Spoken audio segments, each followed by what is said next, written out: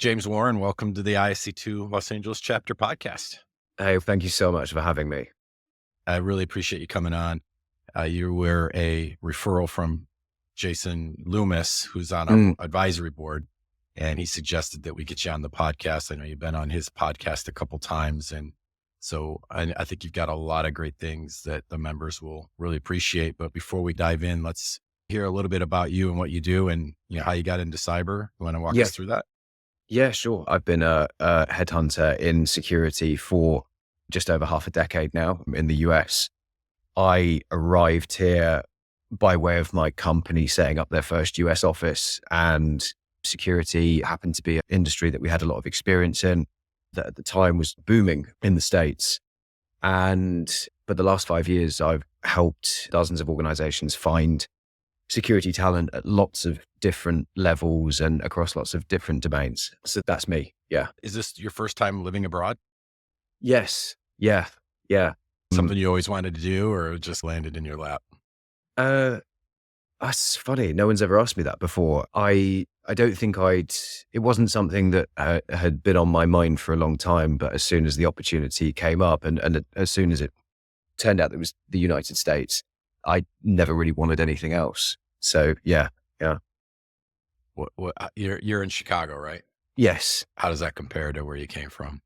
The really funny thing is, people ask me a lot, are there huge cultural differences between the UK and the US? And I moved from London, which is obviously a big international. I would say what surprised me more is actually how I think similar the cultures are in terms of humor and the way people think and what people generally tend to care about. I'll say that compared to London, Chicago is a city that's been perfect for me over the last few years because it's a slower pace and it's a little bit more relaxed than a mega city. Your closest equivalent would probably be New York. So I love it. Like any city, there are pros and cons, but overall, it's a fantastic place to live.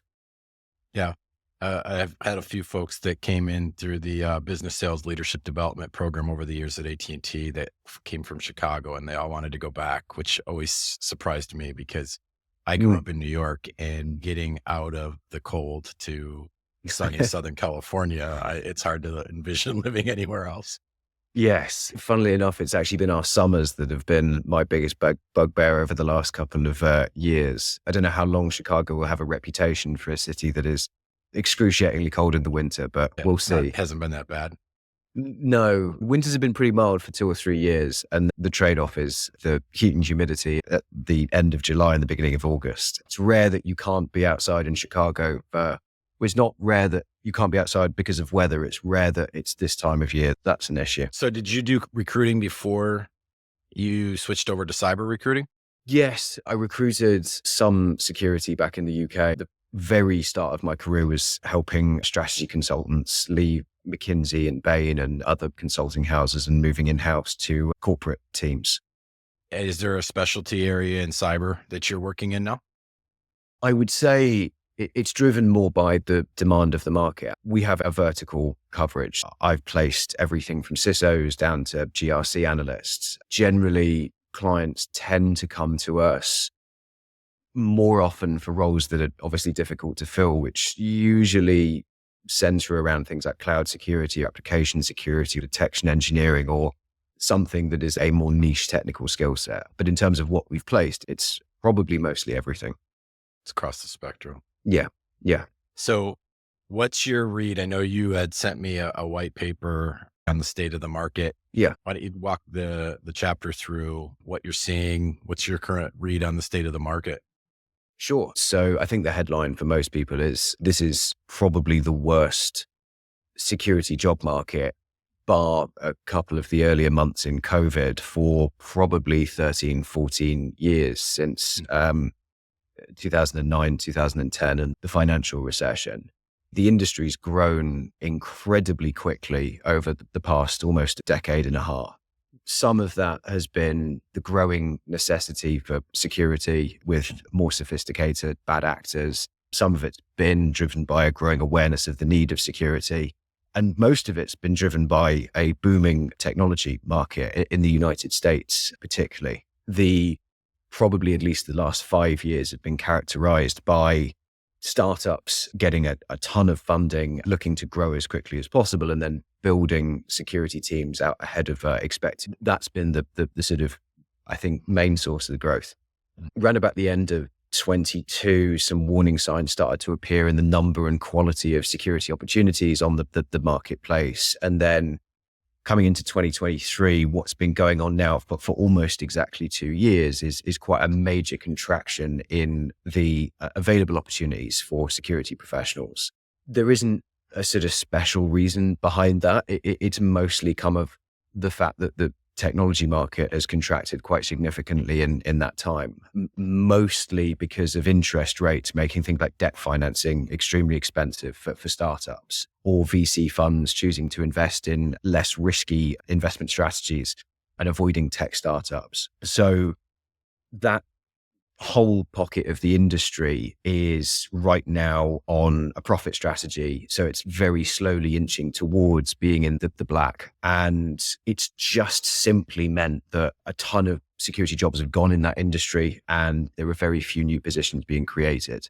The impact that's had on the wider market is, although enterprise security teams have had their own problems with things like overhiring during the pandemic years, and of course, interest rates again affecting profits in those, the lack of opportunities in the startup world has gummed up the entire market because there's no bleeding from enterprise into startups. It's a very difficult time to find new security roles right now. How do you pair that with, for years and years, ISC2? We're on an ISC2 chapter podcast anyway. Every year they have a well-known jobs report that they put out on the state of the job and market relative to the skills gap and shortages. For years and years, we've been saying there's millions of jobs on a global level, at least in terms of a talent shortage. And yet you marry that with what we've been seeing the last couple of years. Anything that you can say around that? And know enough about the way that those reports are calculated to break down why that might not exactly match the reality that people find themselves feeling and seeing, right? Yes, day to day. I think that maybe one part of it is there is still a fairly decent demand for what you might call your high spec, hard to find security engineering skill sets, in particular disciplines like cloud security. And so most businesses, maybe thousands of them, would love to have individuals with a particular type of quite rare skill set if they could afford them. And so maybe that's contributing to this disparity between those two things. But that's just the best answer that I can give at the moment. Despite the fact that we still say that there's a huge dearth of availability for the jobs that are out there. Yeah. People are still struggling to find jobs. What are the jobs that you are seeing in demand? If someone was trying to think about finding a role in cyber, are there certain skills that they should be trying to hone, or certain types of jobs that you're seeing more opportunity in? Yeah, sure. I think if you're trying to help somebody who's coming from having no security experience whatsoever, so maybe they have a master's in security or a bachelor's, or just know that they might like to work in this industry one day. I think my advice now hasn't really changed from before the contraction of the job market, which is I see a lot of people who love the idea of going straight from nothing to being in cybersecurity as a profession. And I think there's a lot of mystique, and I think there's a lot of pride associated with being in security, and there's obviously a lot of money in it as well. I don't think the security industry has done the best job of educating many of those people that security is not really it's not a monolith in its own right. It's an extension of the technology industry. And the security professionals that I see most consistently go on to get the best security jobs have done a good stint in some sort of non-security focused role before. That might be systems administration. It might be software engineering. It might be IT management. It could be a whole host of things. It could be network engineering. And generally those successful career paths are doing that job and then flipping at some point into a security position. It's all well and good having a theoretical understanding of, I think, some of the controls that you need to put in place when it comes to secure infrastructure or secure applications. But unless you are physically able to do that, or you are able to clearly direct another individual to be able to do that, then there's a huge gap there between that knowledge and practically deploying it. One of the easiest examples to understand is one of the highest paying jobs in security, application security engineer. Okay. This is somebody who manually fixes security vulnerabilities within the code base of an application themselves, or helps developers do that. But in order to do that, you need to understand how an application works, because you can't change something to make it more secure without preventing negative latent effects on the function of that application. Well, you can just scale that example to any job in security. It could be configuring an identity system in such a way that makes it secure, but means that nobody can log in. Yeah. Explanation. So I'm trying to just think through. It's just a lot of ramifications for what you're saying in terms of how to get that first role then, right?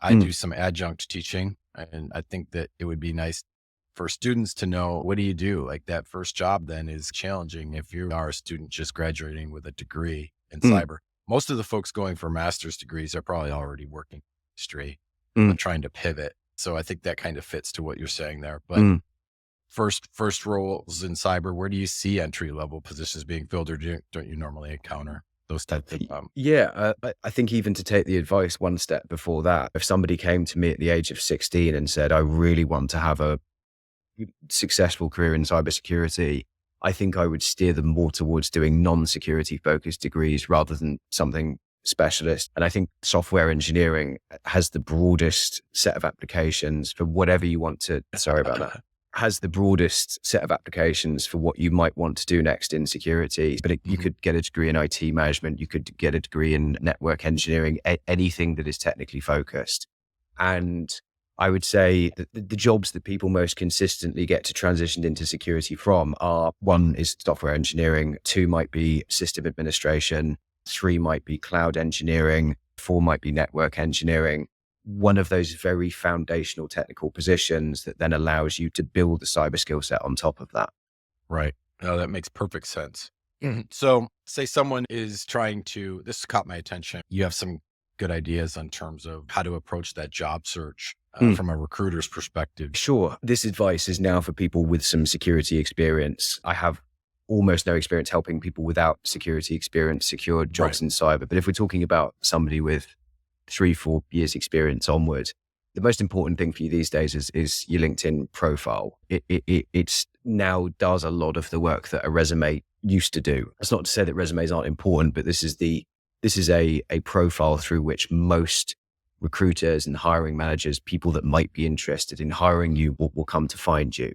There are two aspects to and the best LinkedIn profile is the one that generates the highest number of, they call them in-mails on LinkedIn, opportunities for you, that generate relevant opportunities for you. So the better your LinkedIn profile, it passively works on your behalf. So there's two aspects to that. One is findability.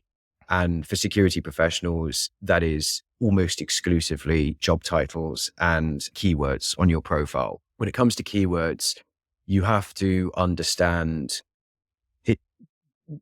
Most roles will start with some sort of set of hard criteria for the particular type of experience that this person might have. In security, some common categories would be your experience with particular compliance frameworks, your experience with particular security tooling, you experience an exposure to particular types of infrastructure, hybrid or cloud native or SaaS or AWS or whatever, maybe operating systems as well.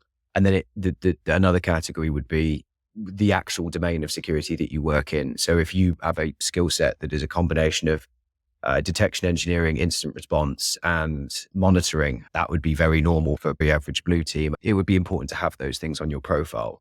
The point is, if somebody comes searching for you, and give me somebody with, the client wants AWS and they want detection engineering, and then they want somebody with experience of maybe some threat intelligence. Will you come up in a search if somebody is searching using those three strings? And when a recruiter's searching, is it whatever queries that a recruiter's using to basically pull back profiles out of LinkedIn? Does it search the whole profile, or are there certain areas in a LinkedIn profile that you should be tweaking? Searches the whole profile. I tend to advise people to focus on the about section because it's one thing that you can see and you can edit it. And if you see what I see from a we have a professional version of LinkedIn. Those particular profiles will then be lit up with where that candidate might match that particular discipline, framework, technology, stack, or tool, or whatever. In terms of job titles, so another way that probably more recruiters who aren't as familiar with the industry, so particularly internal recruiters, will be searching based on, I'm looking for a detection engineer, therefore give me all the people on LinkedIn who have the title detection engineer. So if you happen to have a job title which is not quite in line with how you see your position generally described in the industry, a good example would be Director of Cybersecurity Operations as opposed to Director of Security Operations. It might seem simple, but tweaking that to the more commonly searched title could double or triple the number of messages that you receive about these kinds of opportunities. And should it be cybersecurity? Security. Yeah, security. I think I actually looked at this the other day, but I think it's maybe 500 people currently with Director of Security Operations and maybe 50 people with Director of Cybersecurity. So it's like a 1 to 10 ratio. So just say security. Yeah. I was also going to ask then, like some folks will divide cybersecurity and some, yes, but make it all one word. And so could that throw things off too? It could. But you're saying security is better. Just say security. Yeah. And I, when I advise people say security operations, it's not because I have a strong opinion on the nomenclature of that particular field that you work in. It's just, that is what the majority of that's what the majority of roles running security operations functions will be called. And so that's what most recruiters, again, even ones that have no experience of recruiting in cyber, that's what they will be looking for. So I think just making yourself a little bit close to what somebody might expect to see is helpful. The second aspect is when somebody hovers over your profile that you look like somebody who would be worth sending a message about a particular type of job. A ton of that is to do with having particular types of keywords or correct job titles.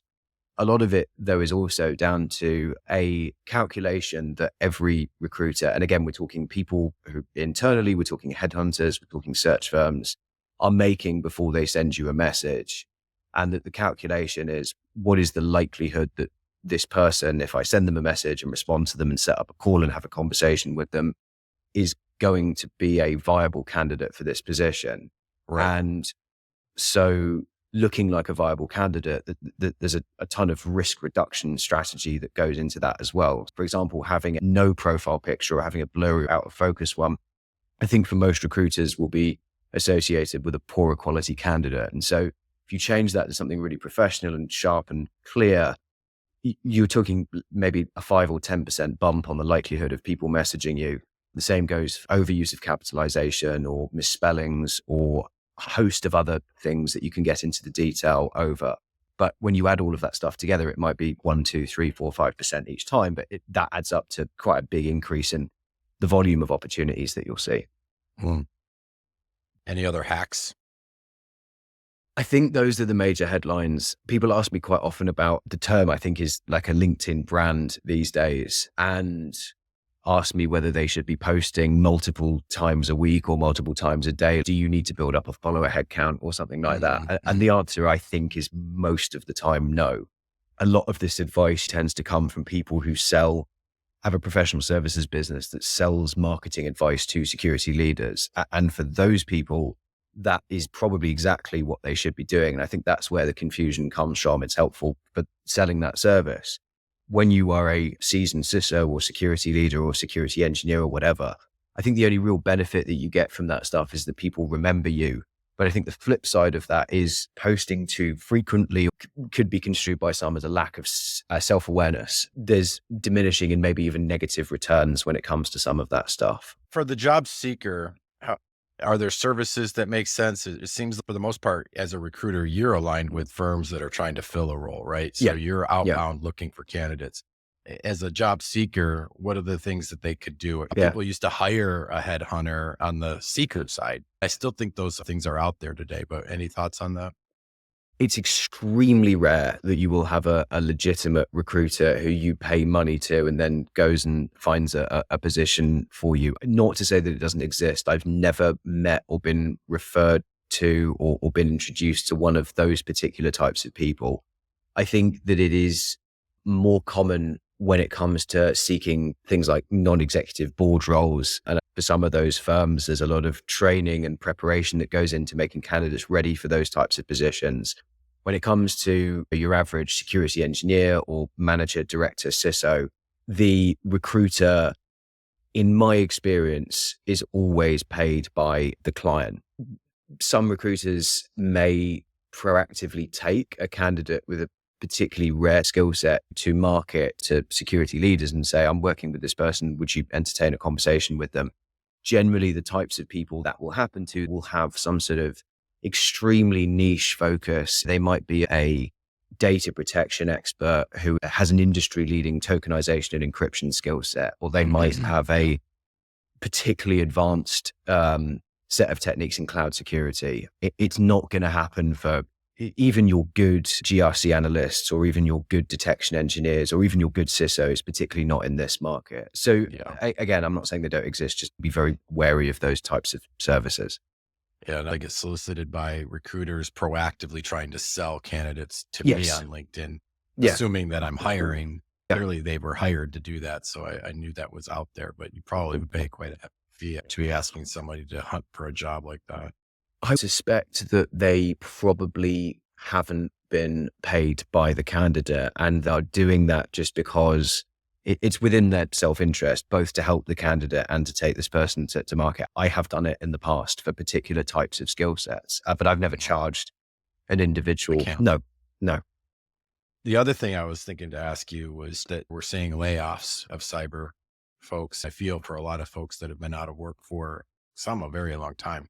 If you've got somebody out there looking for a role, they landed unexpectedly in a surplus situation, what types of steps could they do beyond a LinkedIn profile that you think would be worthwhile activities? It's obviously very difficult to just be applying to jobs. When you go to the jobs section of LinkedIn, obviously there's tons of jobs out there, but people tell me that they apply and it's like it's a full-time job. And I know people told me they applied to hundreds of jobs and not gotten a single call for an interview.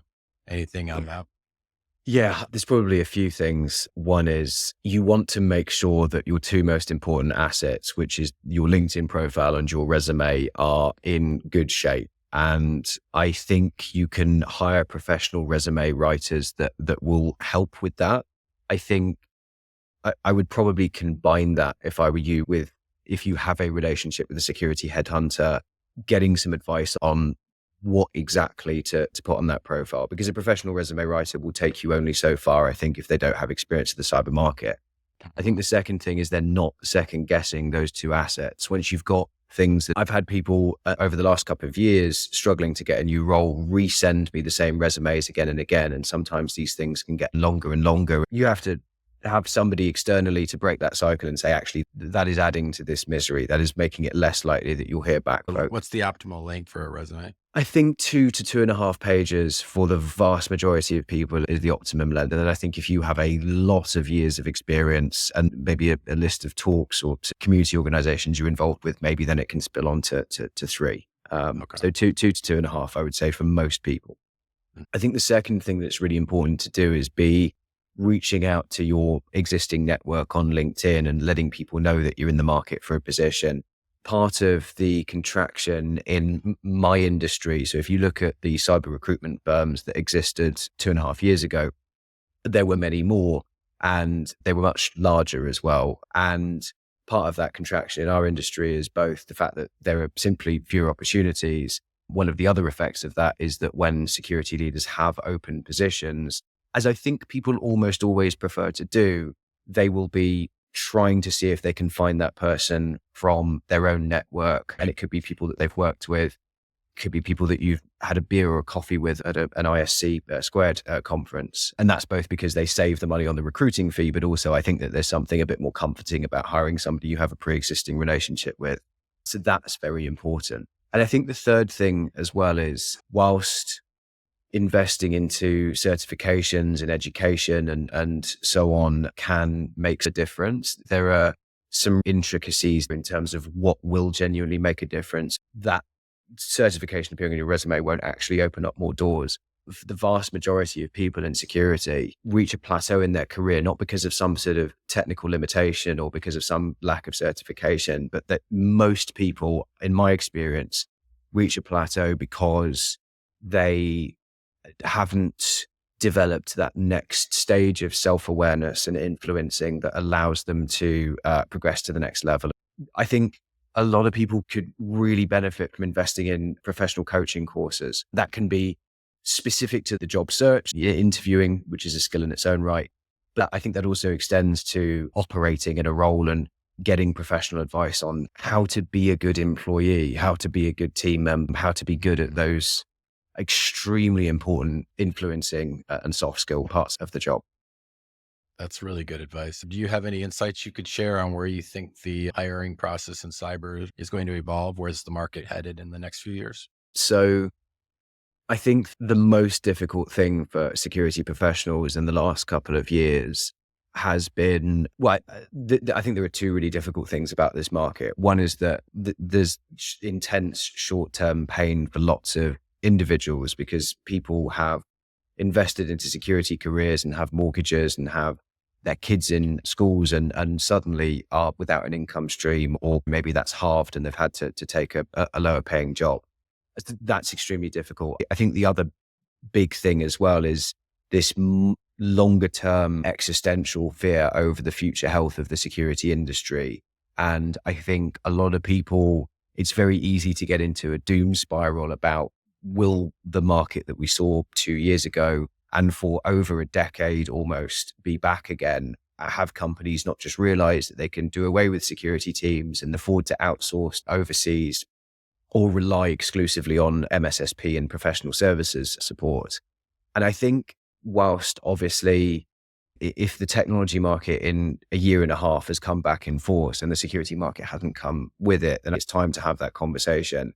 What we're going through right now is just very simply security has scaled back as the tech market has scaled back. It makes complete sense that that's happened. There'll be a few trigger points, hopefully, for investment into security again. And it's particularly that startup world that will be the genesis for growth. When interest rates drop and it's not so expensive to debt finance your startup, when VC funds are more encouraged to invest in riskier investments like tech businesses, I think when the AI landscape has settled a little bit and there's just a bit more understanding about the potential of that over the next few years, then probably at the end of this year, maybe early next, we could start to see serious investment into those businesses again. And that will bring back more security jobs and be that shot in the arm. That's I don't think prediction. I think prediction is too strong a word. That's my guess. You've got your finger on the pulse. Speaking of, I alluded to this, any highlights from and we'll link to it in the show notes, your website and where people can hopefully go get this, but you had a publication out on the current state of the market, right? Any things out of there that you'd like to share? Yeah. So this is something that we've done. This is the fourth year in the row that I've written an update on what's going on and tried to piece together how much it costs to hire particular types of skill sets and things like that. And I think it's been an upward trajectory in terms of that information being more accurate and the presentation being better and some of those articles being more insightful and in step with the reality that we're seeing.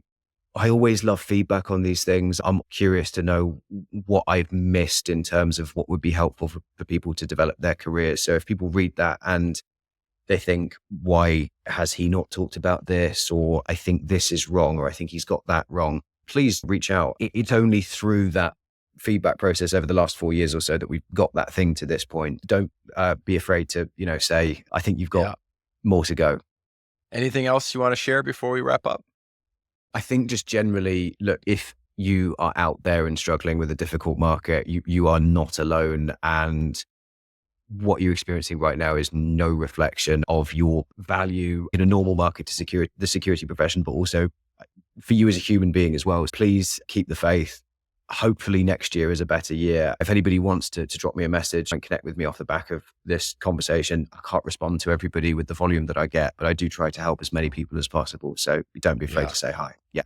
That's perfect. I'm thinking of a lot of people right now. There's a lot of folks I know that have gone through some challenges with the market and are really frustrated about how hard it's been to find their next job. And hasn't been that way. As you said, for many years, it's just been up trajectory in cyber. Yeah, And so this is new for a lot of folks. And I think your perspective and hopefully your encouragement is helpful for people. So I appreciate you coming on. absolute pleasure. Anytime. Thank you for having me. Thank you.